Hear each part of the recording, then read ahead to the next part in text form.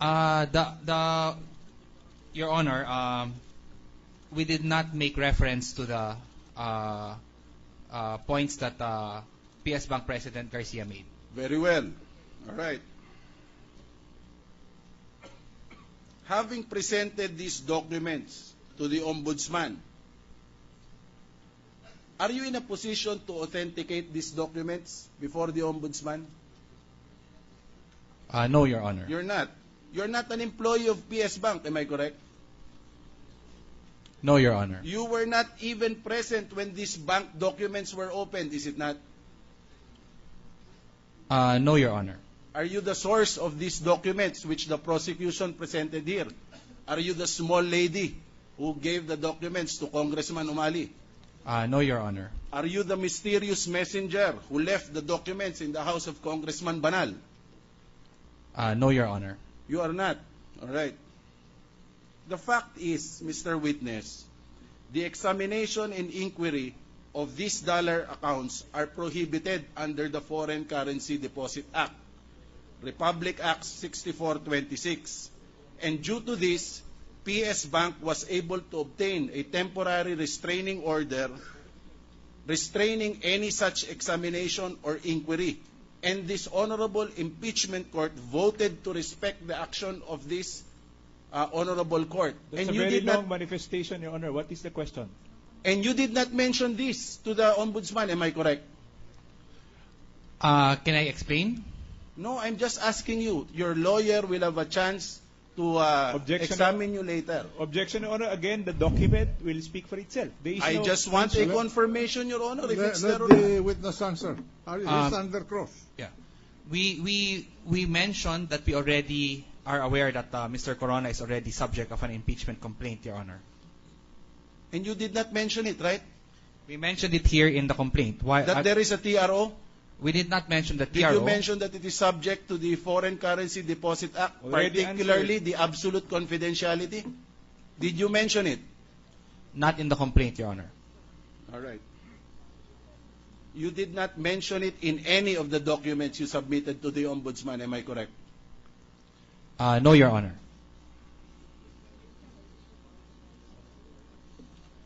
Mr. Witness, you brought your lawyer with you. You said that when you have your lawyer with you right now. Am I correct?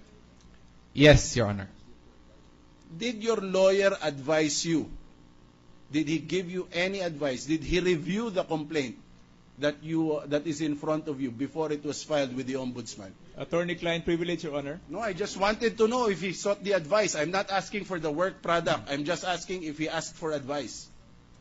We reform the question. You are assuming that he had a lawyer when he engaged that lawyer when the complaint was being drafted. Reform the question. Did you seek any kind of assistance in the preparation of the complaint? Your Honor, the complaint was not prepared by myself only. The complaint was done together with the help of some lawyers, volunteer lawyers who primarily led by the Honorable Risa Ontiveros. And we reviewed, we met last February 17 to review the document, and that is the time that we agreed to sign it and file it with the Office of the Ombudsman. My question is, did you seek professional advice? You personally? I just mentioned to my lawyer about we will be filing a complaint. But as to the document, when I saw it in February 17, it was already being edited. I was not with my lawyer at that time. Okay. You know, I have an idea, Mr. Witness, why you suppress or failed to mention these vital circumstances to the Office of the Ombudsman. And let me ask the necessary questions in order to confirm whether my idea is correct or not. Let me ask you, are you the lead convener of a group called Kaya Natin? Already answered, Your Honor. Let him answer. Yes.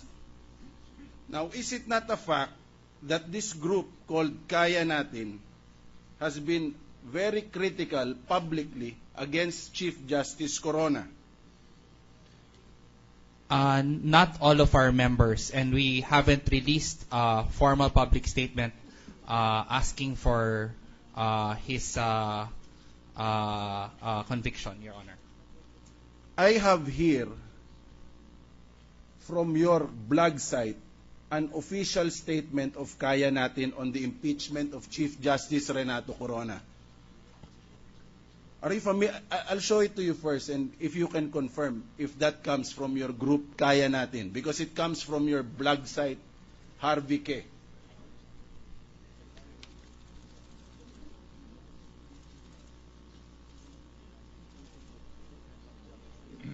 The witness is examining the Your Honor, document. We would like to manifest that the document is not part of the subpoena, and we would like to know the relevance. Otherwise, we will object to the materiality of the question. It's an impeaching document. Yes.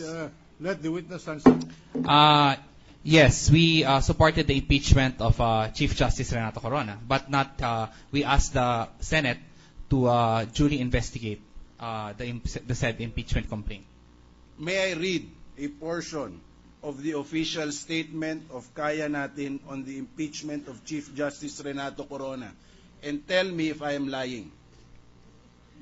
The long and strong history between Corona and former President, now Pampanga 2nd District Representative Gloria Macapagal Arroyo gives Filipinos a compelling reason to believe that the Supreme Court led by Corona is still heavily biased for Arroyo.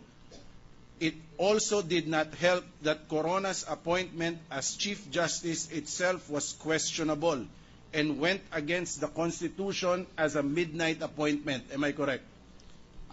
Yes, Your Honor. I will not even ask you why you did not mention the De Castro ruling anymore in this statement. Because you may not know it. You're not a lawyer, so I will not ask that anymore. Your Honor, may we ask the Honorable Presiding Officer to remind the lawyer to, the Honorable Prosecutor to limit, defense counsel to limit statements addressed to the witness to questions on direct examination. All right, Mr. Witness. A cross-examiner has enough leeway to ask all kinds of questions to destroy the credibility of the witness. So the witness may answer. Is it not a fact, Mr. Witness, Mr. K, that some members of the prosecution and its spokespeople are also members or are in close association with Kaya Natin? They are not members, Your Honor. They are champions. What do you mean by champions? Unlike members, champions of Kaya Natin are what we call champions of good governance and ethical leadership. They are what we call our role models for good governance. All right. So, who are the members of the prosecution or their spokespeople who are champions of Kaya Natin? As far as you know. Congressman Erin Tanyada and Congresswoman Kakabag-Aw. You yourself, Mr. Witness, apart from your group Kaya Natin, you are also an intense critic publicly of Chief Justice Corona. Are you not? I think intense is a very strong word, Your Honor. I am a critic of Chief Justice Renato Corona. In fact, you have...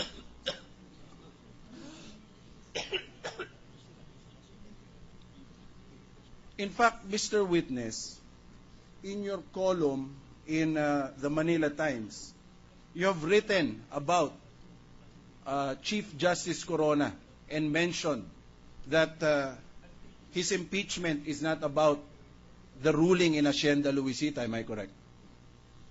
Yes, Your Honor. And in fact, in your Facebook account, you have been posting numerous articles that are derogatory to the Chief Justice, is it not? Yes, Your Honor. And am I correct now to conclude that it is for these reasons that you were not willing to disclose to the Ombudsman the exculpatory circumstances favorable to the Chief Justice in these proceedings? Again, Your